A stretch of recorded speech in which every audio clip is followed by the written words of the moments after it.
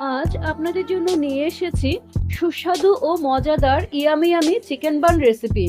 এই chicken bun রেসিপিটি তৈরি করার জন্য প্রথমেই একটা বড় স্টিলের বোলে নিয়ে নিলাম 2 বাটি আটা, পরিমাণ মতো লবণ, 2 চা চামচ ইস্ট, স্বাদের জন্য 1 চা চামচ চিনি দিয়ে সব কিছুকে একটু ভালোভাবে মিশিয়ে নিলাম।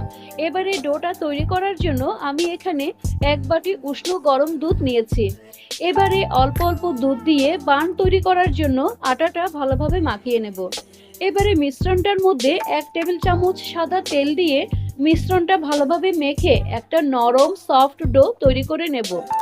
এবারে ইস্টটা যাতে ভালোভাবে অ্যাক্টিভ হতে পারে সেজন্য ডোটা উষ্ণ গরম জায়গায় 1 ঘন্টার জন্য রেস্টে রেখে দিব। আর উপরে হালকা একটু তেল মাখিয়ে দেব যাতে ডোটা ড্রাই না হয়ে যায়। এবারে চিকেন বার্নের জন্য পুরটা রেডি করে নেব।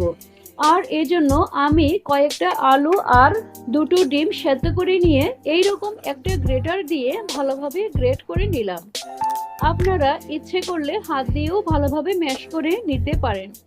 এবারে একটা সেদ্ধ করা চিকেন ব্রেস্টের পার্ট নিয়ে সেটাকে ছোট ছোট করে চিড়ে ঝুরঝুরে করে নিলাম। এবারে কড়াইয়ে পরিমাণ মতো তেল গরম করে গ্রেট করা পেঁয়াজ, রসুন, আদা দিয়ে একটু নেড়ে চেড়ে গ্রেট করে ডিম, আলুর মিশ্রণ এবং সেদ্ধ করা চিকেনটাও দিয়ে দিলাম। এবারে পরিমাণ মতো লবণ এবং স্ক্রিনে দেখানো মশলাগুলো দিয়ে ভালোভাবে নেড়ে চেড়ে চিকেনটা কষিয়ে নেব।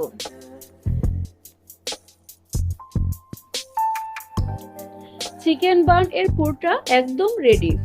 এদিকে দেখুন চিকেন বার্নের ডোটা ইস্টটা অ্যাক্টিভ হয়ে ফুলে একদম ডাবল হয়ে গেছে এবং ডোটা কি সুন্দর সফট আর জালিদার হয়েছে।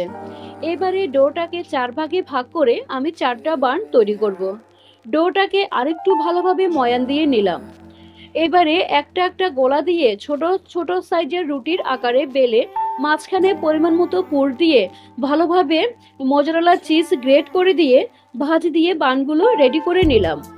এবারে 2টো ডিম ভেঙে সামান্য লবণ দিয়ে ফেটিয়ে নিলাম। আর এদিকে হোমমেড ব্রেড ক্রাম্বসও তৈরি করে নিলাম।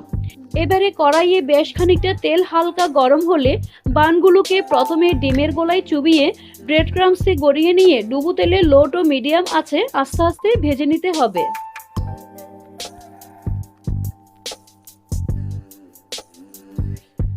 বানগুলো দেখতে যেমন সুন্দর, খেতেও তেমনি দারুণ স্বাদের ক্রিস্পি হয়েছে।